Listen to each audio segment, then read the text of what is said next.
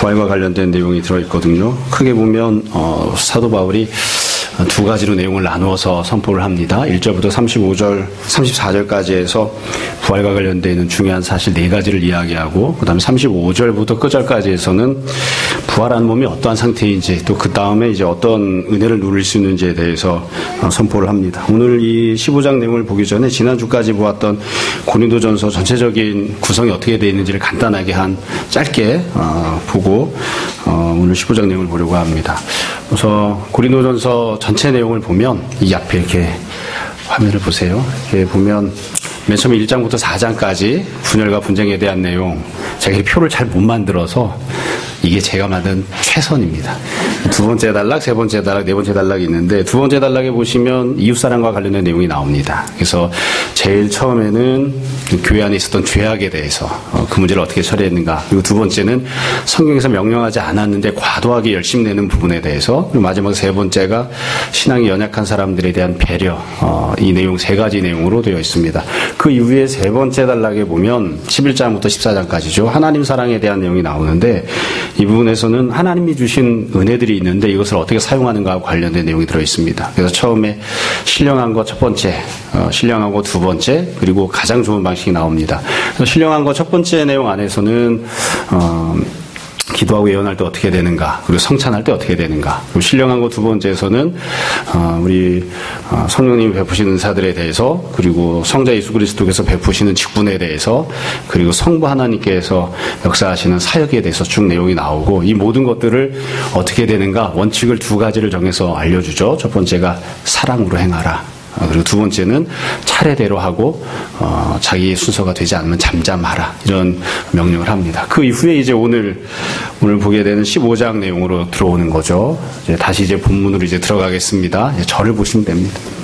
그래서 이 고린도전서 내용을 보시면 고린도 교회가 어떤 문제를 갖고 있는지를 쭉 설명하면서 여지껏 보면 크게 세 가지 내용을 이야기한 거예요. 첫 번째는 은혜를 받았지만 분열하고 분쟁했던 거. 두 번째는 성도들 간에 서로 피차 아름답지 못하게 생활한 것. 세 번째는 하나님이 주셨던 여러 가지 은사들, 은혜들을 가지고 다른 사람들 앞에서 옳지 않게 행동했던 그런 모습에 대해서. 그리고 지금 마지막 15장, 16장에서는 진리와 관련되어 있는 부분에 대한 내용이 나옵니다. 그 중에서도 부활에 대한 내용이 나오는 거예요. 그래서 15장은 어디를 보든지 다 부활과 관련된 내용이 나와 있어서 제가 오늘 간략하게 15장 전반부에 나오는 부활과 관련된 네 가지 항목을 말씀드리고, 그 이후에 우리가 오늘 읽은 본문은 후반부에 들어있는 것이거든요. 부활한 몸으로 받게 되는 은혜에 대해서 다시 한번 말씀을 드리겠습니다. 우선 1절부터 34절에 보시면 부활에 대한 내용을 이야기하면서 바울이 제일 첫 번째로 이야기하는 건 부활은 증인들이 있는 사건이라고 선포를 합니다. 그러니까 부활이 책상머리에 앉아서 고민을 해보니까, 이렇게 여러 가지 풀어보고 이렇게 하다 보니까 부활이 있어야 되는 거구나, 이래서 나온 게 아니고 증인들이 있는 거예요. 증인들이 있어서, 여러 증인들이 있었다고 바울이 이야기하는데, 첫 번째는 베드로와 12 제자들이 부활하신 예수를 목격했다. 두 번째로는 500여 형제들이 일시에 주님을 목격했다. 세 번째로는 야고보와 다른 사도들, 그러니까 12 사도들 이외에도 초대교회 때는 사도들이 있었습니다. 그러니까 야고보와 다른 사도들이 부활하신 주님을 목격했다. 그리고 마지막에 늦게 막둥이처럼 사도가 되었던 사도 바울 자신도 부활하신 주님을 목격했다. 그렇게 이야기를 합니다. 그래서 부활은 어떤 상징이나 신화가 아니고 어떤 의미를 찾는 그런 어떤 내용이 아니고 실제로 벌어졌던 역사적인 사건이고 주님께서 계시해 주신 그런 내용이다. 그렇게 선포를 합니다. 이 사도 바울이 부활의 증인이 있다고 하는 내용을 선포하면서 아주 독특한 방식을 하나 썼는데요. 그게 무엇이냐면, 부활하신 주님을 여기 나왔던 모든 증인들이 찾아가서 만난 것이 아니라 주님께서 보여주셨다는 겁니다. 그러니까 부활하신 주님을 목격한 사람들은 다 한결같이 예수님께서 그들을 찾아오셔서 보여주신 거예요. 그러니까 12 사도들에게도 주님이 찾아오셔서, 500여 성도들에게도 주님이 찾아오셔서, 그리고 사도 바울 자신도 주님이 찾아오셔서 부활하신 자기 자신의 모습을 보여주었어요. 그래서 이제 주님을 목격했기 때문에 그 이후에 증인들이 되어서 예수님이 부활하셨다고 선포하게 되는 것이죠. 그래서 이걸 우리가 다른 식으로 표현하면, 성경의 다른 내용과 마찬가지로 주님께서 부활하신 자기 자신을 보여주심으로 계시를 주신 겁니다. 그러니까 내가 하나님을 찾아 나가고 하나님을 고민하고 하나님이 어떤 분이신지 알아나간 것이 아니고 하나님께서 찾아오신 거예요. 하나님이 찾아오셔서 영감을 주시고 말씀을 주시고 계시를 주셔서 이전에 내가 전혀 생각하지 못했던, 경험하지 못했던, 알지 못했던 무언가 진리를 깨닫게 되고 누리게 되는 그런 것과 마찬가지로 부활도 똑같다고요. 부활하신 주님께서 찾아오셔서 사도들에게, 제자들에게, 성도들에게 부활하신 자기 자신을 계시해 주신 거예요. 보여주신 거예요. 그래서 그 계시를 받았기 때문에, 물론 이제 다른 성경이 기록될 때의 계시와는 좀 다른 성격의 계시죠. 부활하신 주님이 찾아오신 거니까요. 계시로서 부활하신 주님을 만났기 때문에 많은 사람들이 주님을, 부활하신 주님을 알고 고백하고 선포한다. 그렇게 설명을 합니다. 두 번째로 바울이 부활에 대해서 이야기하는 것은 고린도 교회가 갖고 있던 문제와 관련된 내용이었습니다. 이 고린도 교회가 어떤 문제가 있었느냐, 바울이 부활에 대해서 이야기하는 이유가 있었는데, 그건 이 고린도 성도들 가운데에 부활이 없다고 생각하는 사람들이 있었기 때문입니다. 그러니까 고린도 교회에 교회를 다니고는 있었지만 부활은 없다 이렇게 생각하는 사람들이 있었어요. 이건 예수님이 부활하지 않았다 이런 문제가 아니라 부활 자체가 없다 이렇게 생각하는 겁니다. 어떻게 사람이 죽었는데 다시 살아나느냐, 그런 경우가 인류 역사상 한 번이라도 있었느냐, 그거 없다 이거죠. 그래서 부활이라고 하는 것 자체가 존재하지 않는다. 그렇기 때문에 당연히 예수님도 부활하신 것이 아니다 이렇게 생각하는 사람들이 있었던 겁니다. 이건 뭐 우리가 상식적으로 생각할 때는 뭐 어떤 입장인지 충분히 이해할 수 있습니다. 믿기 어려운, 또 일반적으로 경험할 수 없는 그런 사건들이니까요. 아마 우리 주변에도 그런 분들이 있을 거예요. 여러분 중에도 그런 사람이 있는지 모르겠어요. 이 성경에 기록하고 있는 기적이 정말로 존재했었는지 나는 믿어지지 않는다 이런 사람들이 있습니다. 이거는 공부를 많이 하거나 똑똑한 사람일수록 더 그런 경향이 강한 것 같아요. 그러니까 내가 나는 부활이 안 믿어져, 기적이 안 믿어져 그러면 스스로 나는 똑똑한가 보다 이렇게 생각하셔도 돼요. 목사님들 중에도 어떻게 죽었던 사람을 살려내고 병든 사람을 고쳐주고 그런 일이 어떻게 있을 수 있느냐, 중풍병자를 어떻게 그 자리에서 그냥 일으키느냐, 이건 그냥 주님이 인간들이 살아가면서 만나는 여러 문제들을 해결해 주신다는, 주님이 해결자가 되신다는 걸 이렇게 보여주기 위해서, 메시지를 전달하기 위해서 만들어낸 이야기지 실제로는 그런 사건이 벌어지지 않았다 이렇게 생각하는 사람들이 있어요. 이건 나는 도저히 받아들일 수 없어. 그래서 기적도 믿지 않고 부활도 믿지 않은 그런 사람들이 있어요. 그리고 생각해보면 참 독특하죠. 고린도 교회에 수많은 은사들이 있었잖아요. 방언하고 예언하고 통변하고 별의별 은사들이 다 많고 그렇게 성령 충만한 교회라고 했는데, 그럼에도 불구하고 그 교회 가운데에, 그런 성도들 가운데에 심지어 은사를 받았음에도 불구하고 부활하신 예수님을 믿지 않는 사람들이 있었다 이거예요. 여러분, 이 오해하시면 안 됩니다. 은사를 받았다고 해서 다 예수 그리스도에 대해서 온전한 믿음을 갖고 있느냐, 그렇지 않은 경우도 많아요. 은사를 그렇게 많이 받았는데도 예수님 부활하셨다는 걸 믿지 않는 경우들도 있다고요. 그럼에도 불구하고 주님이 은혜를 주시는 경우들도 있어요. 뒤집어서 이야기하면 예수님이 부활하셨다고 하는 사실을 믿는 것은 처음부터 믿어지는 게 아니라 어떤 점에서는 맨 마지막에 믿어지는 거예요. 맨 마지막에. 잘 안 믿어져요. 믿고 싶은데 믿으려고 발버둥 치는데도 안 믿어지는 사람들이 많이 있어요. 그래서 교회 안에 그렇게 많은 은사들이 있는데, 또 증인들이 가서 선포했는데, 바울이 목회를 했는데, 그럼에도 불구하고 부활을 믿지 못한 사람들이 많이 있었습니다.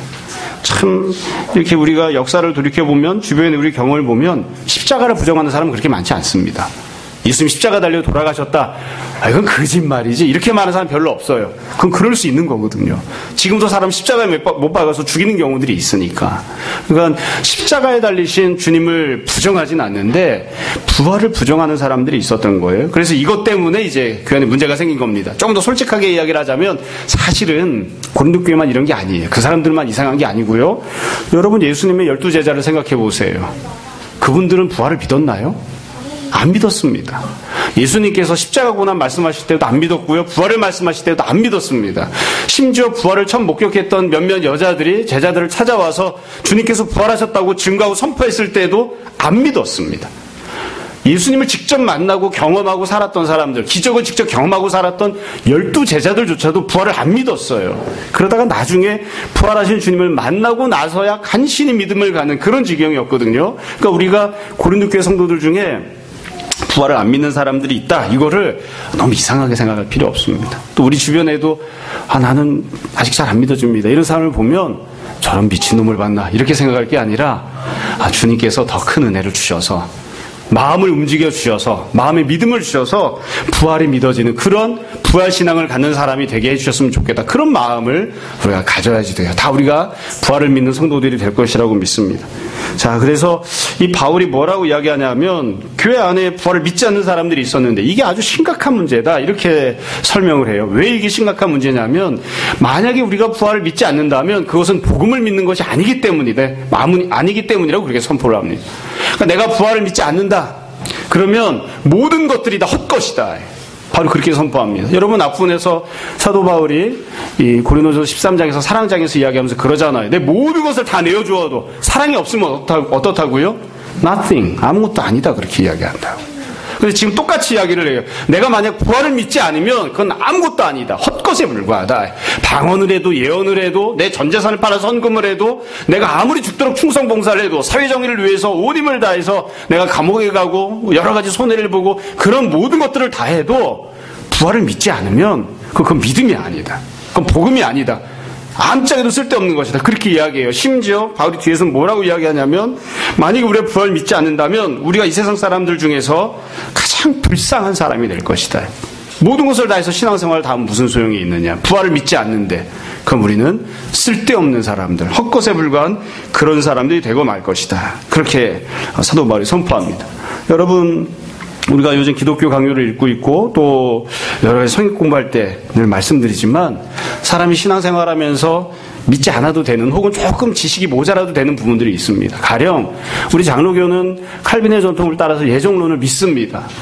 저도 사실은 가끔 예정론을 어디까지 믿어야 되는지 왔다 갔다 할 때가 있거든요. 그러니까 뭐 여러분은 저랑 비슷하겠죠. 많이 왔다 갔다 할 거예요. 여러분 예정론을 믿어야 구원받나요? 아니에요. 예정론을 꼭 믿어야 구원받는 건 아닙니다. 제가 기독교 강요 읽을 때마다 말씀드리지만 성경 안에서 하나님께서 우리를 선택하셨다는 표현과 기록이 있기 때문에 모든 성도들이 하나님께서 우리를 선택하셨다는 것을 믿습니다. 장로교 성도도 믿고요. 감리교 성도도 믿고요. 성결교 성도도 믿습니다. 다만 하나님 우리를 선택하셨다는 것이 어느 정도로 어떤 모습으로 어떻게 선택하셨느냐 여기에 대한 설명들은 장로교와 감리교가 조금 다릅니다. 그건 조금 다를 수 있어요. 그게 조금 다르다고 해서 우리가 구원을 못 받는 건 아니에요. 다른 복음을 믿고 있는 건 아니에요. 그러나 모든 교회는 모든 성도는 교파 상관없이 동일하게 믿는 믿음의 내용이 있습니다. 가령 예수님께서 하나님이시라고 하는 사실, 예수님께서 동시에 육체를 입고 이 땅에 오셨다고 하는 사실, 주님께서 십자가 고난을 당하시고 그 주님을 믿음으로 죄 용서를 받는다는 사실, 주님께서 부활하셨다는 사실, 그리고 주님께서 승천하셨고 현재 하나님 보좌 우편에 앉아 계시고 장차 재림하시고 온 세상을 통치하실 것이라고 하는 그 사실은 교파 상관없이 몽땅 다 믿어요.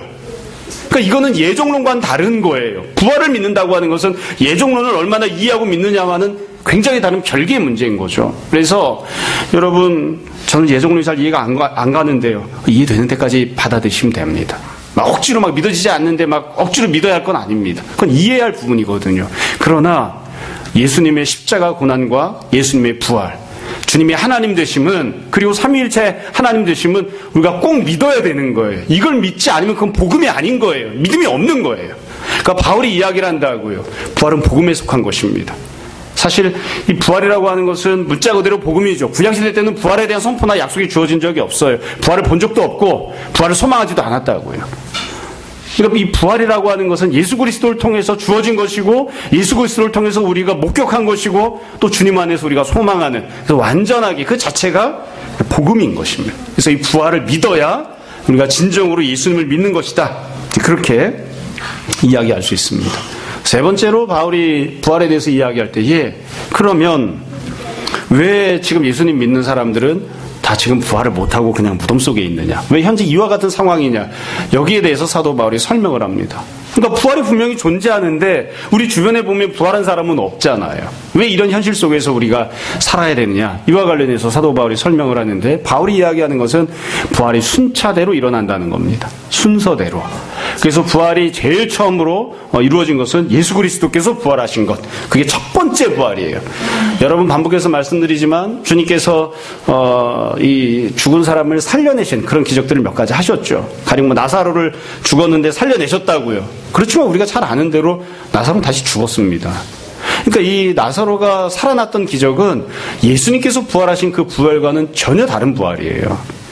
다시 죽어야 되는 부활이에요, 나사로는. 그러나 예수님께서 부활하신 그 부활은 다시는 죽지 않는 부활입니다. 영원한 생명을 누리는 부활한 몸이 우리가 갖고 있는 이 몸과는 다른 몸이기 때문에 영원히 썩지 않는 그런 영적인 몸을 갖고 부활하신 거예요. 그래서 예수님의 부활은 인류 역사상 단 한 번도 없었던 부활입니다. 그래서 주님께서 첫 번째 부활의 열매가 되신 거죠. 그래서 부활에는 순서가 있는데 주님께서 첫 번째로 부활하셨다. 그래서 지금 이미 죄와 사망을 이기신 부활하신 주님께서 현존에 계시고 하나님 나라에 계시고 이미 부활이 사망을 통치하고 있다. 그렇게 사도 바울이 선포합니다.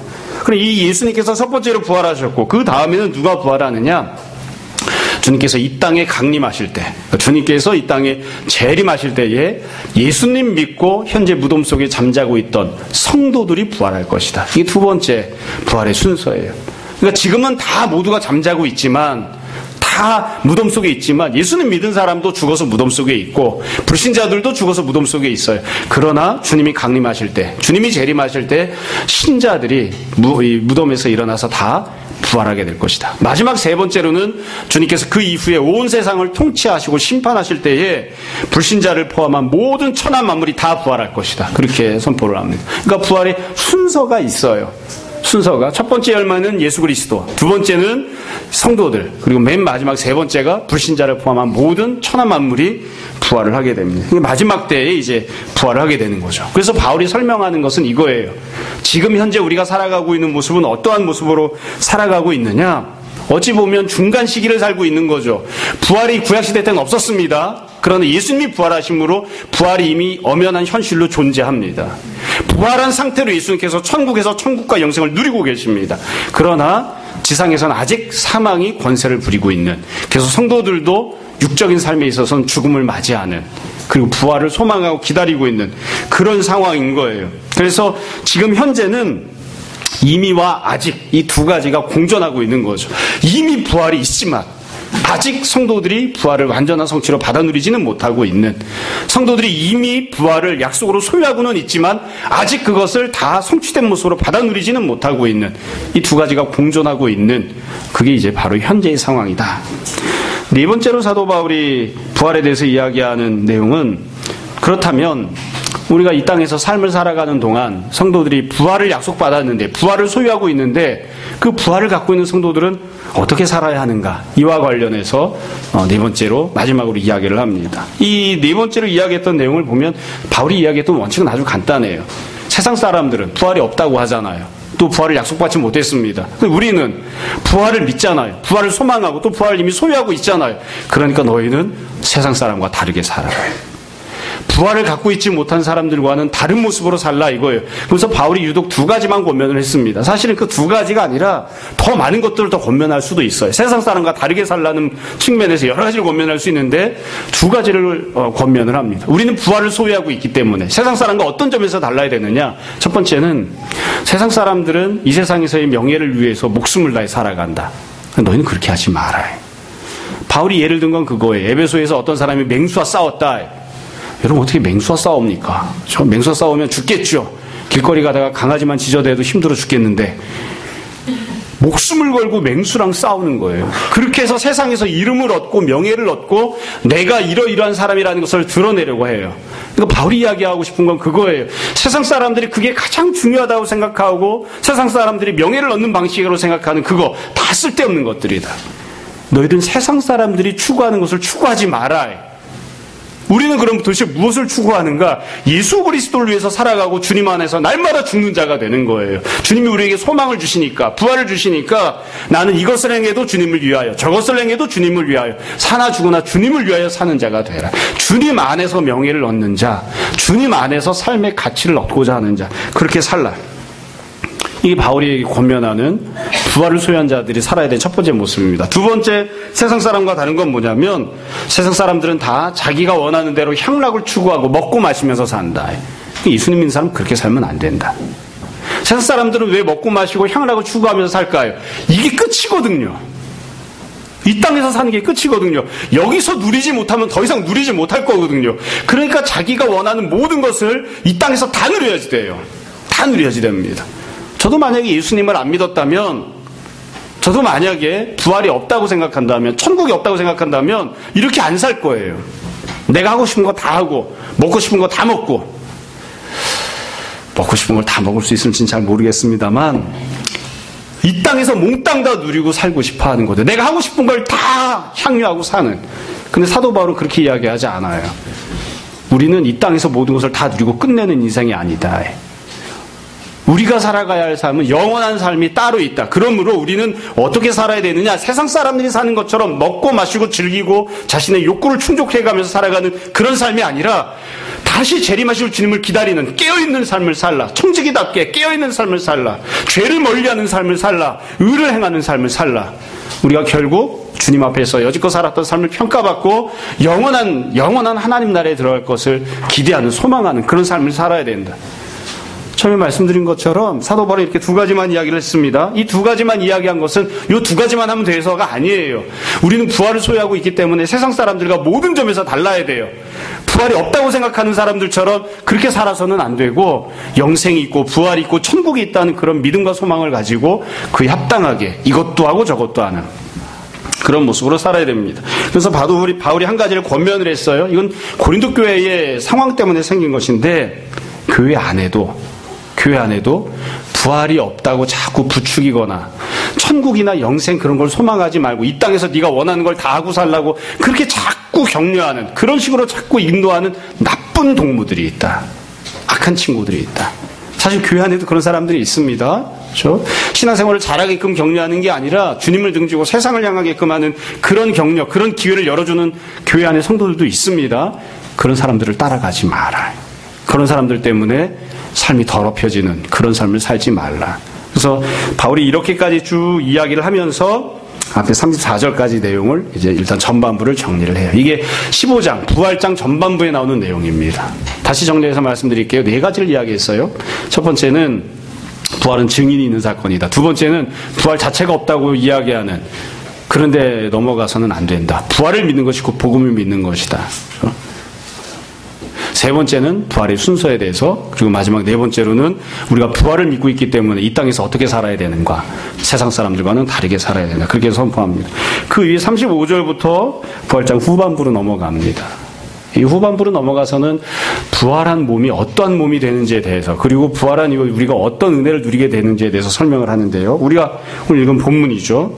사실 이 후반부 내용 안에서는 바울이 세 가지 이야기를 했는데요. 우리가 부활할 때는 영적인 몸을 갖고 부활한다. 그리고 두 번째는 그 부활한 몸은 이미 부활하신 예수 그리스도의 형체를 닮은 형체로 우리가 부활할 것이다. 그리고 마지막 세 번째가 지금 읽은 본문입니다. 그런 몸을 가지고 우리가 어떤 은혜를 누리게 되는가. 자, 오늘 본문에 나오는 내용을 간단하게, 정말로 간단하게 세 가지를 이야기를 하려고 합니다. 부활한 다음에 우리가 어떤 은혜를 누리게 되는가. 사도 바울이 부활한 이후 누리게 되는 첫 번째 은혜를 52절, 53절 기록합니다. 53절을 보세요. 이 썩을 것이 반드시 썩지 아니할 것을 입겠고 이 죽을 것이 죽지 아니함을 입으리로다. 그래서 첫 번째로 이야기하는 것은 우리가 부활할 때는 썩지 않는 몸으로 부활한다는 겁니다. 썩지 않는 몸으로. 여러분, 언젠가 제가 그런 질문을 받은 적이 있어요. 예수 믿은 사람은 죽은 다음에 고장 천국에 가느냐, 아니면 연옥에 가느냐, 아니면 뭐 다른 뭔가가 있느냐. 죽으면 고장 천국에 갑니다. 예수 믿으면 그 사람의 영혼은 어디를 막 이렇게 구천을 떠돌거나 뭐 이렇게 헤매는 게 아니에요. 성도의 영혼은 곧장 천국으로 갑니다. 불신자의 영혼은 곧장 지옥으로 갑니다. 그러니까 그 다음에 이렇게 묻더라고요. 그럼 이미 천국에 가서 천국을 누리고 살고 있는데 왜 예수님이 재림을 하시느냐? 왜 예수님이 재림을 하시느냐? 우리가 이미 예수님 믿고 죽었으면 천국에 갔잖아요. 천국에 가면 누가 계세요? 예수님이 계시잖아요. 하나님이 계시고 성령님이 계시다고요. 천국에 이미 가서 거기에서 천국을 누리고 살고 있는데 왜 재림을 하느냐? 그냥 계속 쭉 살면 되는 건데, 천국에 가서 살면 되는데. 그 차이는 요거 한 가지입니다. 예수님이 재림하실 때 지금까지 계속 선포한 것처럼 우리 몸이 부활합니다.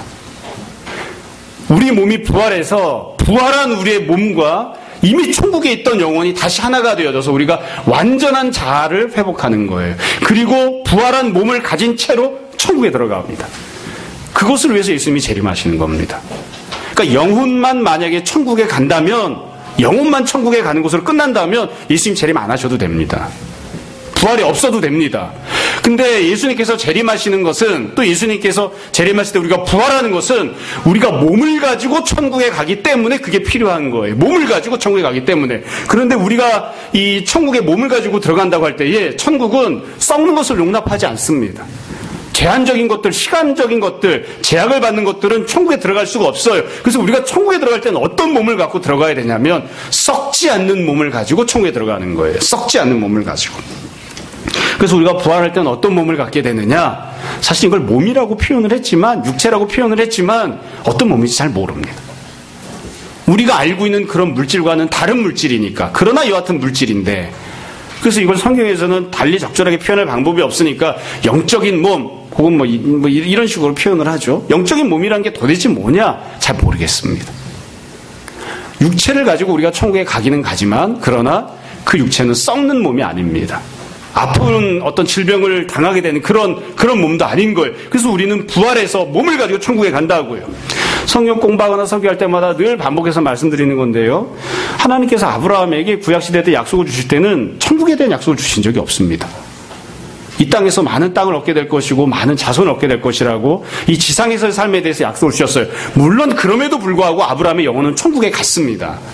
하나님께서 약속해 주셨고 하나님께서 알려주신 것 그것 이상의 은혜를 베풀어 주셔서 아브라함의 영혼은 천국에 갔지만 아브라함은 천국에 대한 약속을 받은 적이 없어요. 또 아브라함만이 아니에요. 구약시대에 살았던 모든 위대한 선지자까지도 다 포함해서 몸을 가지고 천국에 간다는 건 상상을 못했습니다.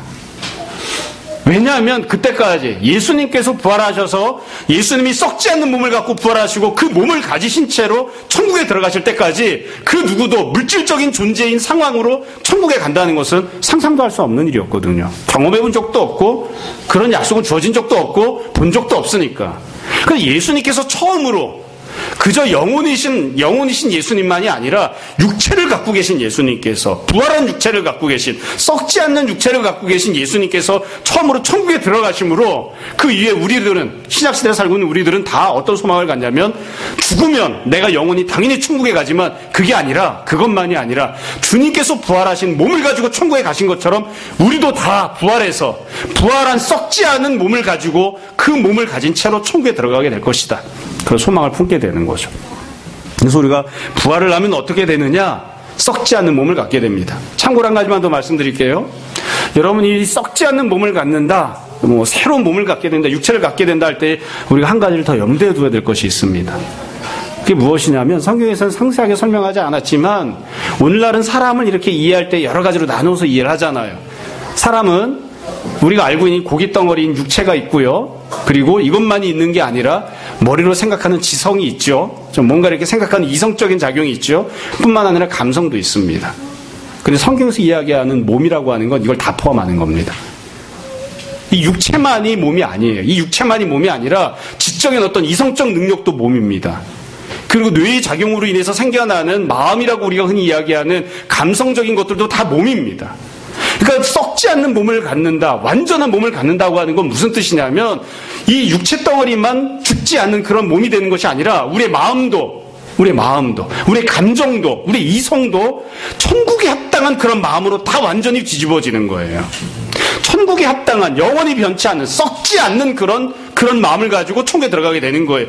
몸뚱아리만 천국에서 썩지 않는 게 아닙니다. 천국은 썩는 것, 죄 있는 것, 심판받는 것 이런 것을 용납하지 않거든요. 들어갈 수 없거든요. 그렇기 때문에 썩지 않는 감정, 죄에 물들지 않은 감정, 그렇게 완전해진 그런 감정과 완전해진 이성을 가지고 우리가 천국에 들어가게 되는 거예요. 그래서 영혼만이 천국에 가는 것이 아니라 썩지 않는 몸을 가지고 천국에 간다. 이게 첫 번째 은혜입니다. 두 번째 은혜는 54절에 나옵니다. 제가 읽어드릴게요. 이 썩을 것이 썩지 아니함을 입고 이 죽을 것이 죽지 아니함을 입을 때에는 사망을 삼키고 이기리라고 기록된 말씀이 이루어지리라. 그러니까 예수님께서 또 하나님께서 약속해 주셨죠. 사망을 이길 것이다. 그런데 우리가 살아가는 이 지상에서 육체를 가지고 살아가는 동안에는 실제로 사망을 이기지 못한 때가 많습니다. 사소하게는 감기부터 시작해서 크게는 암, 백혈병, 혹은 결국엔 죽조다. 사망이 이기는 거예요. 근데 우리가 부활한 몸을 가지게 되면 이 모든 사망을 삼키고 이기게 될 것이다.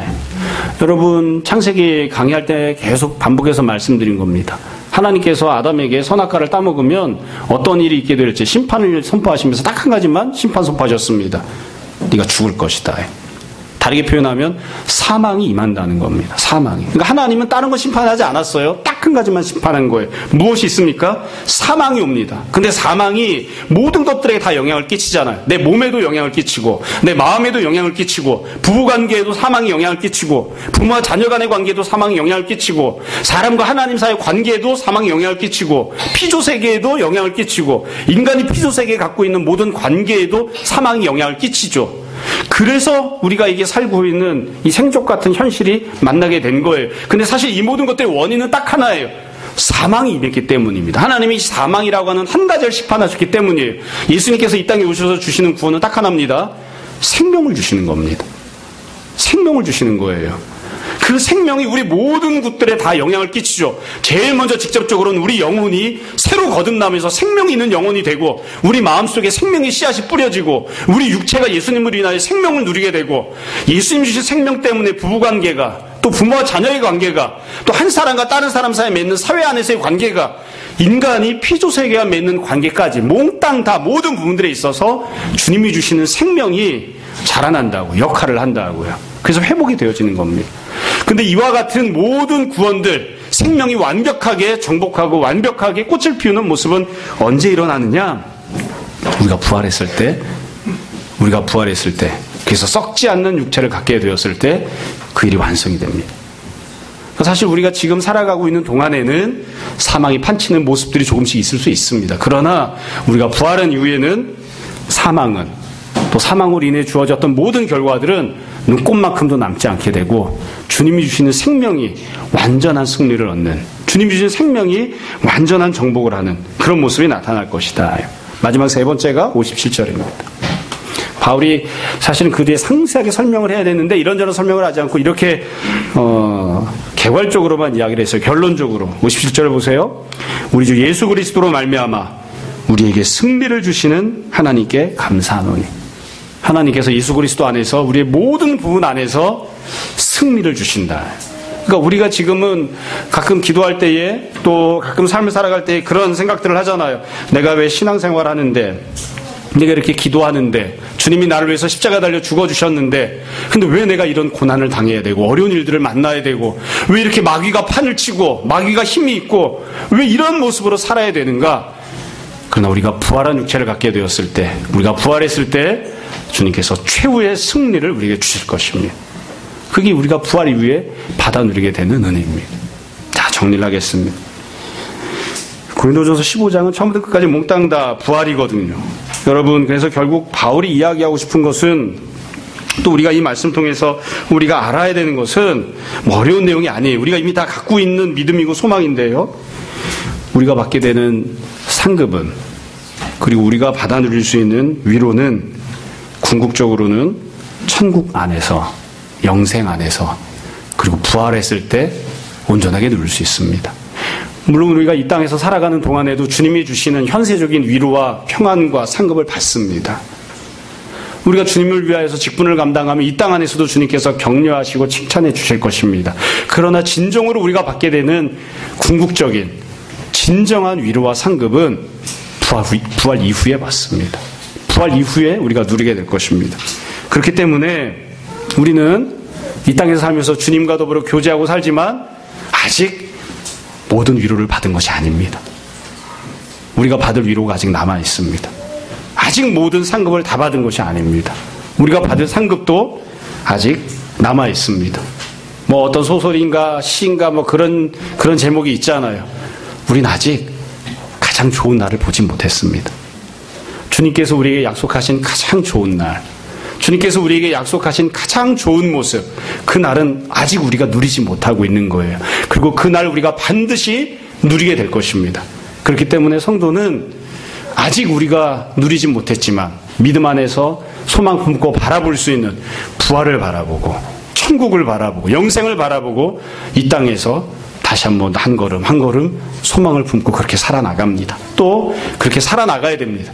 세상 사람들이 너는 뭐 특별히 대단하게 뭐 좋은 결과가 있는 것도 아닌 것 같은데 왜 그렇게 살아? 나는 너랑 다르니까. 넌 죽어서 썩어 문드러질 것이고 너는 죽어서 영원히 지옥에 빠지겠지만 나는 다르니까. 나는 부활을 바라보니까. 넌 왜 이렇게 힘들어 죽겠는데도 그렇게 소망이 있어? 나는 부활이 있으니까.